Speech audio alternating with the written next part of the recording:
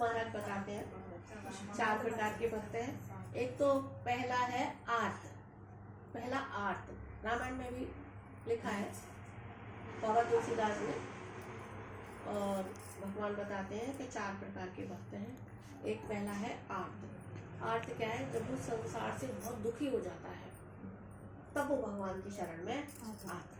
सब तरफ से हार जाता है, कोशिश तो बहुत करता है अपनी, लेकिन जब सब तरफ से हार जाता है तब वो भगवान की शरण में आता है कि भगवान अब तुम मुझे बचाओ। आर्त मतलब दुखी, बहुत दुखी हो जाता है तब वो भगवान की शरण में आता है। अच्छा, और दूसरा भक्त क्या होता है? अर्थार्थी।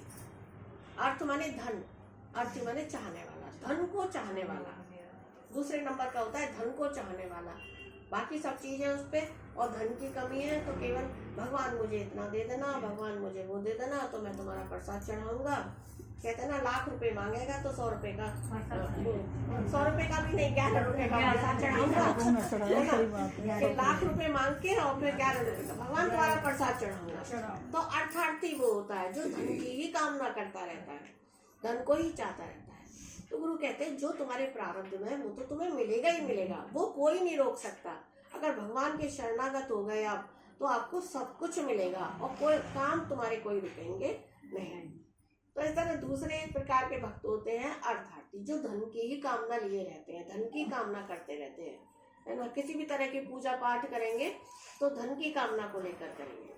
तो ऐसा नहीं करना हम लोगों को, हम साधक को ऐसा नहीं करना। अच्छा, और तीसरे प्रकार के भक्त कौन से बताए हैं? जिज्ञासु, जिसके अंदर में जिज्ञासा रहती है, मैं कौन हूँ, कहाँ से आया हूँ, कहाँ मुझे जाना है। तो कौन हूँ, कहाँ से आया हूँ? तो गुरु महाराज बताते हैं तू शुद्ध बुद्ध है ही आत्मा है, वहीं से परमात्मा ने भेजा है और एक दिन वहीं पर हमको लीन हो जाना है ना। अग्नि आकाश वायु जल पृथ्वी, ये 5 तत्वों से ये शरीर बना है और इन 5 तत्वों में ही लय हो जाना है। श्वास श्वास में मिल जानी है ना, शक्ति शक्ति में मिल जानी है, तो कुछ भी तो नहीं रहना। तो जिज्ञासु जो भक्त होता है उसको इच्छा रहती है समझने की, जानने की, ज्ञान को जानने की, समझने की इच्छा रहती है जिज्ञासु। और चौथे नंबर का होता है मुमुक्षु।